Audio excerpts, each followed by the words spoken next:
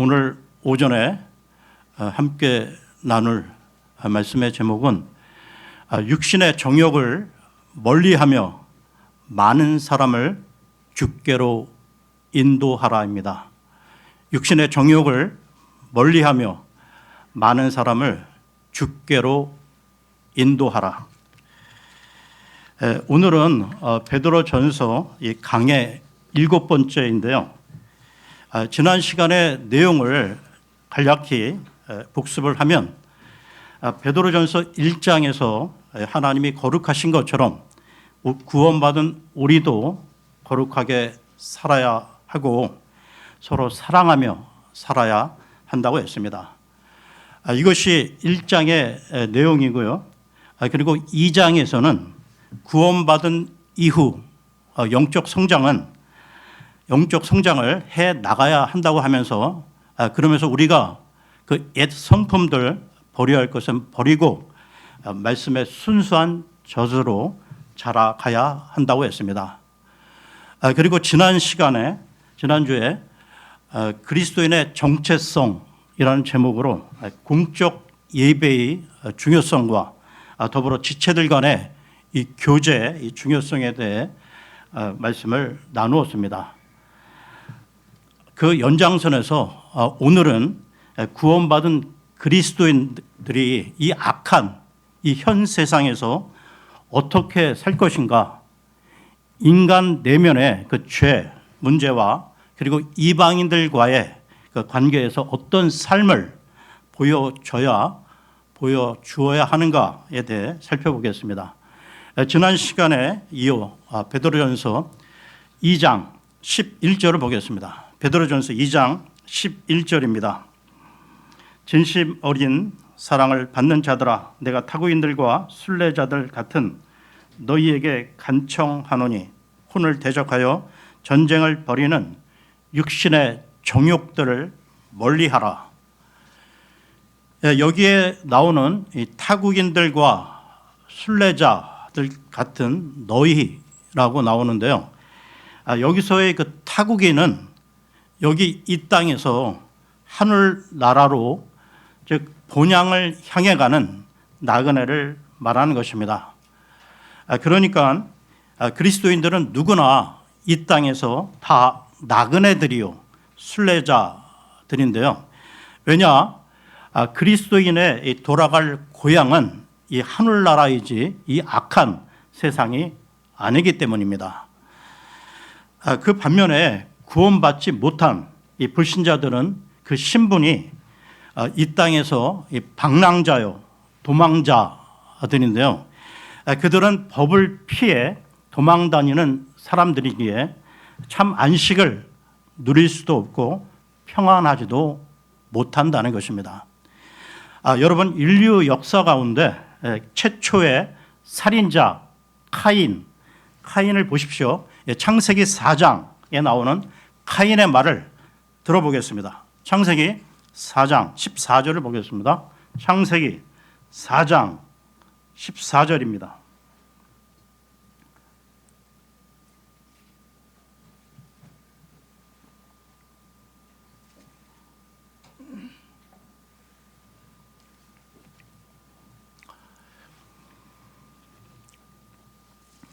보소서, 당신께서 이날에 땅의 표면에서 저를 몰아내셨나니 저는 당신의 얼굴로부터 숨겨질 것이며 저는 땅에서 도망자와 방랑자가 될 것이옵니다. 그리하면 이러한 일이 있으리니 저를 발견하는 모든 자마다 저를 살해할 것이옵니다. 이것이 카인이 하나님에 대해서 절규했던 말인데요. 이와 마찬가지로 세상 불신자들도 이 세상 그 어디를 보나 숨을 곳이 없고 참 안식을 누릴 곳을 찾지 못한다는 것입니다. 그리고 이 땅에서도 고생이지만 죽어서도 그들이 갈 곳은 영원한 형벌의 장소, 고통의 장소, 지옥, 불호수라는 것입니다. 다시 말해서요, 이 세상은 구원받지 못한 불신자들에게 절대로 편히 쉴 고향이 아니라는 것입니다. 물론 이것은 하나님의 자녀들도 마찬가지인데요. 이 악한 세상은 그리스도인들에게도 편히 쉴 곳이 못 된다는 것입니다. 그러나 우리 그리스도인들에게는 갈 곳이 있다는 것이죠. 그리스도인들은 날마다 더 가까이 저 하늘 나라를 향해 나아간다는 것입니다. 즉 우리에게는 나아갈 방향이 있고요. 목표가 정해져 있다는 것입니다. 그래서 구원받은 그리스도인들은 이 세상에서 나그네요 순례자들인 것입니다. 여러분, 나그네와 이 순례자는 도망자와 이 방랑자와는 전혀 다르다는 것이죠. 그리스도인들은 이 하나님의 은혜 가운데 단지 정해진 여정의 한 과정을 거치고 있는 사람들이라는 것이죠.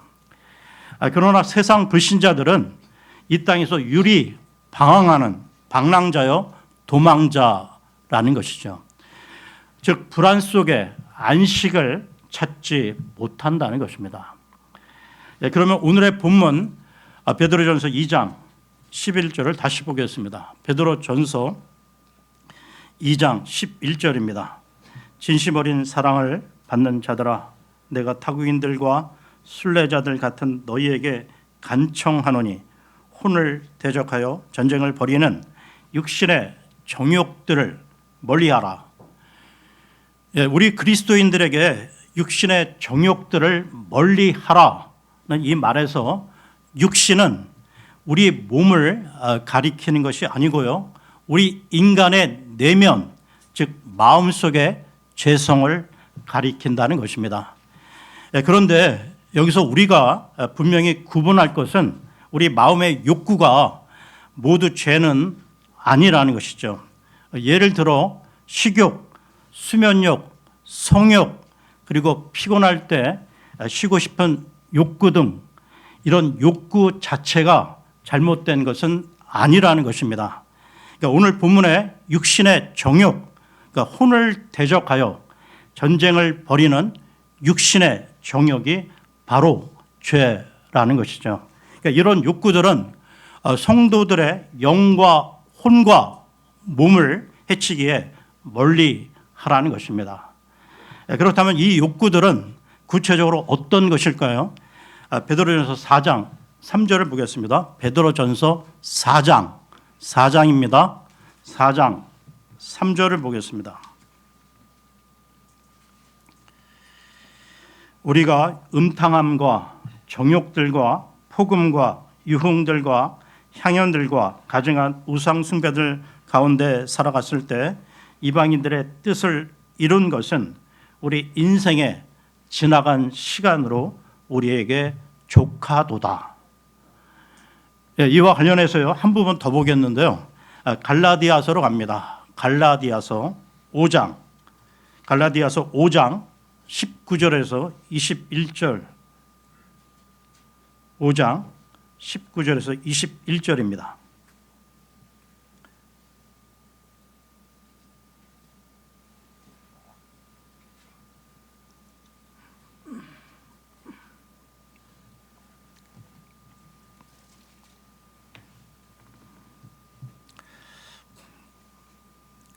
이제 육신의 행위들이 명백하게 드러나니 이것들이라 곧 간음과 음행과 불결함과 음탕함과 우상숭배와 마술과 증오와 적대와 경쟁들과 경노와 분쟁과 폭동들과 이단들과 시기들과 살인들과 술취함과 유흥들과 그와 같은 것들이라.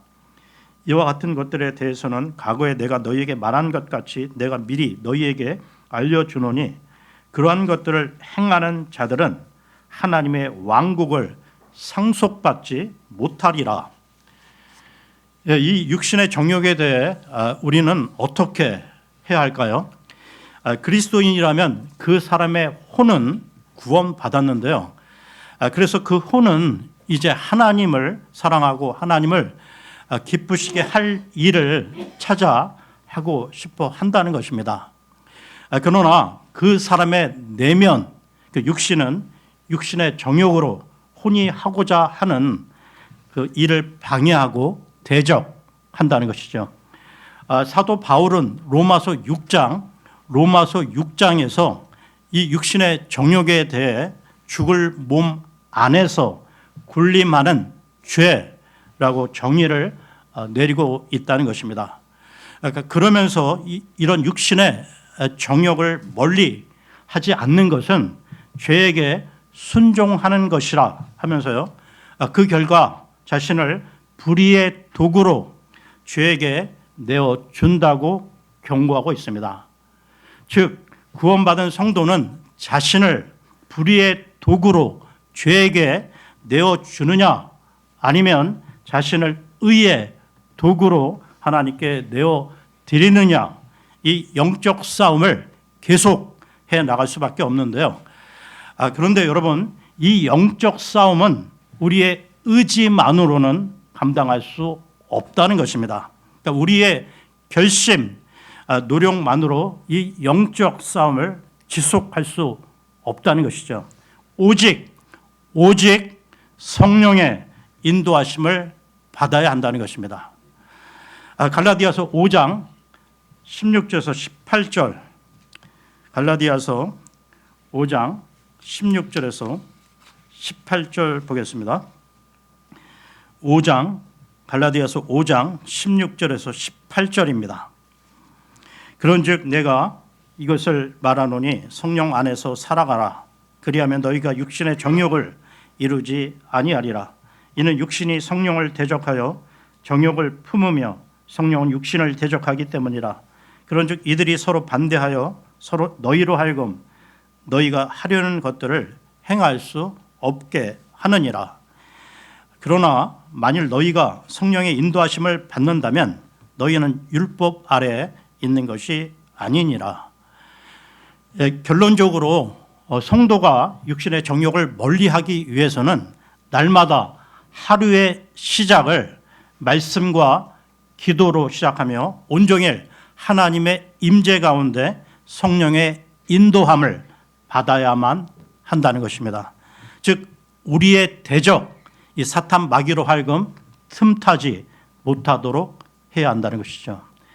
그러면 오늘의 본문인 베드로전서로 돌아와서요, 베드로전서 2장 12절을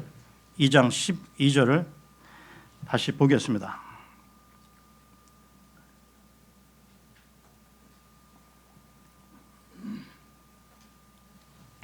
이방인들 사이에서 너희의 생활 방식을 정직하게 하라.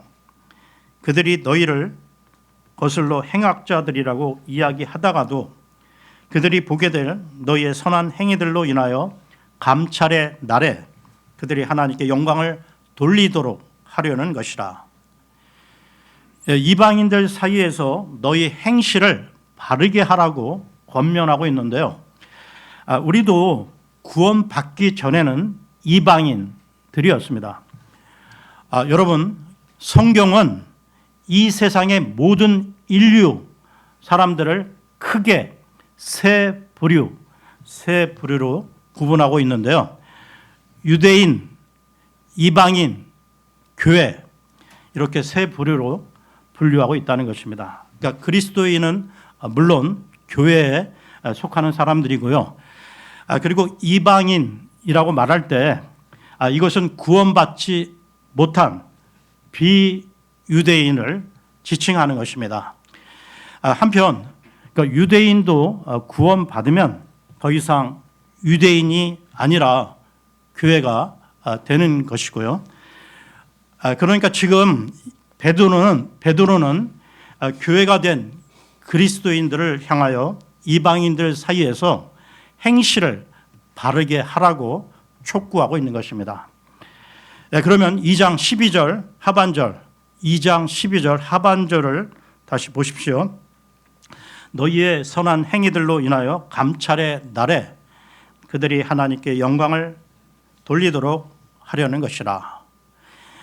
여기 감찰의 날이라고 나오는데요. 즉 주님께서 찾아오시는 그날을 말하는 것입니다. 그러니까 이것은 그리스도께서 2000년 전에 찾아오셨던 그날, 일 뿐만 아니라 다시 오셔서 영광을 받으시는 재림의 날이기도 한 것이죠. 즉 이중 적용의 말씀인 것입니다. 그러니까 주님께서 찾아오신 것은 사람들의 죄 문제를 해결하기 위해서거나 아니면 죄인들을 처리하시기 위해서인데요. 다시 말해서 그리스도께서 2000년 전에 이 땅에 찾아오셨을 때는 죄의 문제를 해결하시러 오셨고, 앞으로 다시 오실 때는 죄인들을 다루시기 위해 오실 것입니다. 그러니까 주께서 감찰하신다는 것은 구원받지 못한 그 죄인들의 죄들을 들춰내시고 그들로 하여금 스스로 죄인들임을 시인토록 하신다는 것이죠. 여러분, 죄인들이 구원받으려면 무엇보다도 먼저 자신들이 죄인이라는 사실을 자각해야 하고요. 주님 앞에서 그것을 고백해야 한다는 것입니다. 그리고 나서요, 갈보리 십자가를 통하여 주님께서 자신의 그 죄들을 대속하심으로 해결해 놓으셨다는 것을 믿고 그분을 자신의 구원주로 영접해야만 한다는 것입니다. 여러분, 이 죄 문제를 해결하시기 위해 찾아오셨던 주님은 지금도 성령을 통하여 지금 이 교회 시대에 구원받지 못한 이방인들을 찾아오신다는 것이죠. 이렇게 찾아오신 주님을 우리는 믿고 구원받아 거룩한 민족이요 독특한 백성이 된 것입니다. 그런데 여러분, 우리가 구원받은 것만으로 주님의 그 찾아오심이 그 목적을 다한 것은 아니라는 것입니다. 그러니까 아직 이 세상에서는 구원받지 못하고 영원한 멸망으로 달려가는 이방인들로 넘쳐나고 있다는 것이죠. 그래서 우리는 이미 구원받은 그리스도인으로서 주변에 이 이방인들에게 선한 행위를 보임으로 그들로 하여금 감명을 받게 해야 한다는 것입니다. 그래야 하나님께서 이 감찰하시는 그날 그들의 죄를 감찰하실 때 자신들이 죄인임을 인정하고 주님을 영접함으로써 그리스도인으로 거듭나게 해야 한다는 것이죠. 그렇게 된다면 우리도 그러했듯이 그들도 하나님께 영광을 돌리게 될 것입니다. 그렇기 때문에 우리는 이방인들 가운데서 행실을 바르게 하고 선한 행위를 해야 한다는 것이죠. 그래서 예수님도 다음과 같이 말씀하셨는데요. 마태복음으로 갑니다. 마태복음 5장 14절에서 16절까지 보겠습니다. 마태복음 5장 14절에서 16절입니다.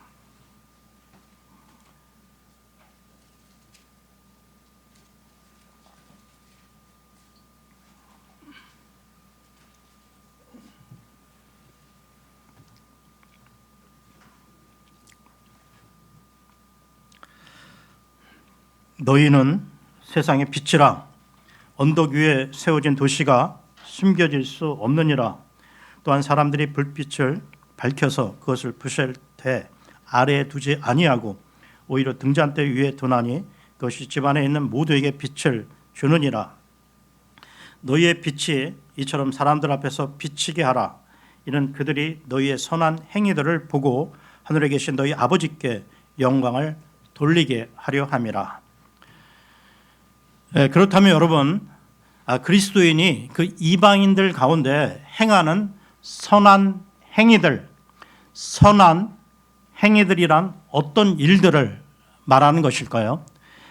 먼저 그 사회 도덕 그 기준에서 살펴본다면 예수님을 믿지 않는 불신자들은 스스로 생각하기를 예수님 믿는 사람들은 그래도 뭔가 달라야 한다고 생각하는 경향이 있다는 것입니다. 그래서 일반 사람들이 평범하게 하는 그 행동도 예수님 믿는 사람들이 똑같은 행동을 하게 되면 비방을 하기도 하는데요. 그러니까 예수 믿는 것들이 또는 교회 다니는 것들이 하며 비방을 한다는 것입니다. 즉 내로남불식으로 그들은 자기 자신들이 잘못하면 실수라며 합리화시키지만 그리스도인이 똑같은 잘못을 하게 되면 심하게 비판한다는 것이죠. 한마디로 불신자들은 신자들을 대할 때 도덕적 그 기준을 높이 세우고 평가를 하는 경향이 있다는 것입니다. 그러니까 우리는 살면서 이런 경우의 그 사례들을 많이 접하게 되는데요. 그래서 그리스도인들은 그렇다면 도덕적으로 지탄받는 그 악한 일을 행하지 않고, 그러니까 술, 담배도 하지 않으며 더 나아가 가난한 이웃을 돕는 착한 선행을 해야 하며 또한 법과 질서를 잘 지키고 사회 부조리를 척결하기 위해 개혁운동, 시민운동에 가담하기도 하는, 그러니까 이런 일들이 성경 본문에서 말하는 선한 행위들일까요? 물론 그리스도인들도 한 국가의 국민이요 사회 일원으로서 이 불신자들에게 좋은 이미지를 보여야 하는 것은 마땅히 맞습니다. 그런데요, 그러니까 이런 것들은 그리스도인이 아닌 구원받지 못한 이 불신자들도 소수지만 얼마든지 하고 있는 일이 아닌가요? 과연 이런 것들을 행하고서 그리스도인으로서 선한 행위를 했다고 자부할 수 있느냐 말입니다. 또한 종교 차원으로 매 주일 하루도 거르지 않고 성경을 끼고 교회당에 열심히 출석하면서요, 불신자들에게 말하기를 하나님은 당신을 사랑하십니다. 우리 교회에 나와 보세요. 우리 교회 목사님 설교 한번 들어보세요. 교회 나오면 병도 낫고 사업도 번창합니다. 라는 소위 그 축복성의 이 부흥 집회 등을 통해, 그러니까 목사, 이 부흥사가 이 만사 형통의 이 말을 전하기도 우리가 하는 것을 보게 되는데요. 그런데 이런 것들은 구원받지 못한 채 그 교회당만 다니는 교인들이 주로 하고 있는 모습이라는 것입니다. 설사 구원받았다 하더라도 그 은사주의자들, 이 번영신앙 등에 사로잡혀 갓난아기의 그 영적 수준에 이 머물러 있는 그리스도인들이 그 흔히 하고 있는 어설프고 밋밋한, 뜨겁지도 차지도 않은 그 어중간한 이 복음 전파, 이런 말이죠. 그러니까 이 부분을 정리하면 성경 오늘 본문에서 말하는 이 선한 행위들은 단순히 도덕적인, 인간적인 그 감동의 그 행위들을 말하는 것이 아니라는 것입니다. 그러니까 세상 죄인, 그 불신자들에게 어떻게든 구원을 받도록 해주는 일들을 말한다는 것이죠. 즉 예수 그리스도의 복음을 전파함으로 죄인들의 혼을 예수 그리스도께로 이겨오는 일이라는 것입니다. 이리하여 궁극적으로 그들로 하여금 하나님께 영광을 돌려드리는 일을 말한다는 것입니다. 이것이 선한 행위들이라는 것이죠. 반면에 그리스도인들이 불신자들을 상대로 아무리 베풀고 돕는다 해도 그들이 좋은 인간, 그들과 좋은 관계를 끝까지 유지한다 해도 그들, 그 불신자들의 그 마지막 종착역이 지옥에 떨어진다면 그들에 대해서나 이 하나님에 대해서 그것은 절대로 선한 행위들이 될 수 없다는 것이죠. 그것은 그들이 하나님께 영광을 돌려드리는 일이 될 수 없다는 것입니다. 오늘 말씀을 정리하겠습니다. 여러분, 우리 모두 이 땅을 살아갈 때 그 누구도 쉽지 않은 고난의 삶을 살아가고 있는 것을 보게 되는데요.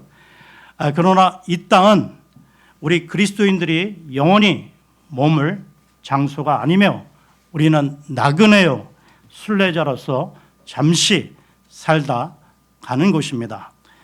그러하기에 우리는 세상 불신자들과 다르게 영원한 하늘나라에 대한 복된 소망을 갖고 살아가는 것이죠. 그러니까 오늘 본문 말씀 잘 기억하십시오. 구원받은 이후 우리는 육신의 정욕을 멀리하며 선한 행위, 즉 불신자들에게 예수 그리스도의 그 참 복음, 그 언색적인 복음을 전함으로 그들을 주님께로 인도해야 한다는 것입니다. 그렇게 할 때 우리는 별들같이 빛나게 될 것인데요. 이와 관련해 다니엘서로 갑니다. 다니엘서 12장 3절을 보겠습니다.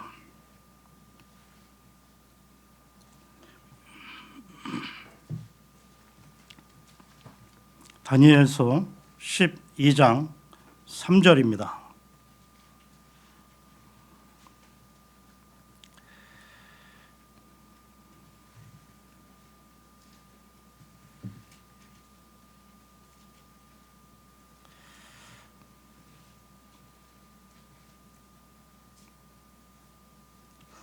다니엘서 12장 3절입니다. 그리하여 지혜로운 자들은 궁창의 광명같이 빛나리라. 그리고 많은 이들을 의로 돌이키는 자들은 별들같이 영원 무궁토록 빛나리라. 여기 나오는 의는 예수 그리스도를 말하는 것으로 다시 말해서요, 많은 이들을 주님께로 이끄는 자들은 별들같이 영원 무궁토록 빛날 것이라 말씀하시는 것입니다. 여러분, 이 마지막 시대 우리가 해야 할 일은 불신자들을 주님께로 인도하는 일, 이 일이 우리 인생에 있어 가장 의미 있는 일이요, 보람 있는 일이요, 후회 없는 일이라는 것입니다. 가장 복된 일임을 늘 기억하십시오. 오늘 이렇게 베드로전서 7번째 강의를 마치고요. 다음 시간에는 제가 공주를 가니까 윤재건 형제님 하시고 그 다음 주에 베드로전서 2장